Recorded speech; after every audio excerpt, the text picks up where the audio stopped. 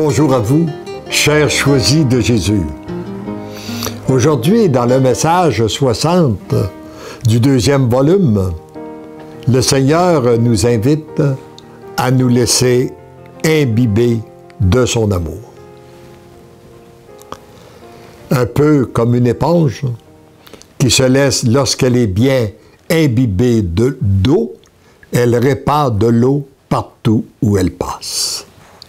Une éponge sec, lorsqu'on veut l'utiliser, elle se brise et elle ne répand pas d'eau, elle n'en a pas à offrir. Eh bien, nous, c'est la même chose au niveau, il nous compare. Si on veut que son amour passe à travers nous, il faut d'abord en être profondément imbibé. Mon tout petit, nous sommes de plus en plus unis l'un à l'autre. La profondeur de ton être est le lieu privilégié pour nos rencontres. Ensemble, nous pénétrons dans une Église nouvelle et société nouvelle.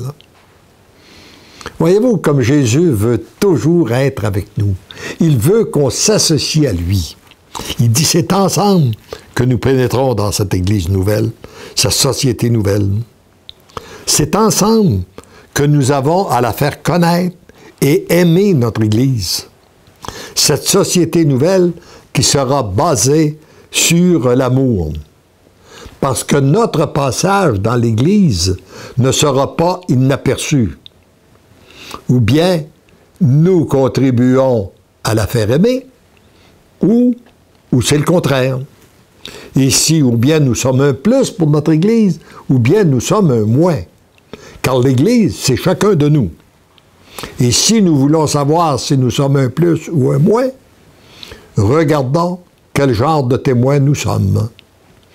Si nous sommes des vrais témoins, imbibés de l'amour de Dieu, eh bien, nous sommes des vrais témoins. Nous devenons des vrais témoins. Si c'est le contraire, nous devenons des faux témoignages. Un autre point qu'on peut vérifier si nous sommes un plus ou un moins pour notre Église, regardons comment nous en parlons. À chaque fois que nous en parlons, si nous contribuons à la faire aimer, nous sommes un plus. Si nous la critiquons, nous sommes un moins. Ensemble, nous aurons à vivre de nouvelles expériences où l'amour circulera librement dans les cœurs. Et je regarde, ça fait 15 ans qu'il m'avait donné cet enseignement. Eh bien oui, depuis ce temps, avec lui, j'ai été témoin d'une multitude de belles expériences d'amour où son amour circule librement dans les cœurs. Et c'est aussi ce qui se passe pour toute personne qui donne son oui total, inconditionnel et irrévocable à Dieu. Ensemble, nous connaîtrons la joie, la paix que produit l'amour lorsqu'il est accueilli. Ensemble, nous connaîtrons la jubilation d'être conduits, dirigés et guidés par l'amour. Ensemble, nous connaîtrons aussi la souffrance du rejet de l'amour. Comme lui, notre Dieu, souffre de ce que son amour n'est pas accueilli, eh bien, lorsqu'on veut le suivre, nous souffrons aussi de constater que cet amour n'est pas accueilli, qu'elle est rejetée. Ensemble, nous découvrirons que l'amour est plus fort et plus puissant que tout et tous. Moi, j'ai la ferme conviction qu'il n'y a pas de plus grande puissance au monde que l'amour, et cet amour s'exprime par Jésus-Eucharistie. Pour moi, c'est beaucoup plus puissant que les Nations Unies, l'ONU et toutes les grandes puissances de ce monde. Pourquoi?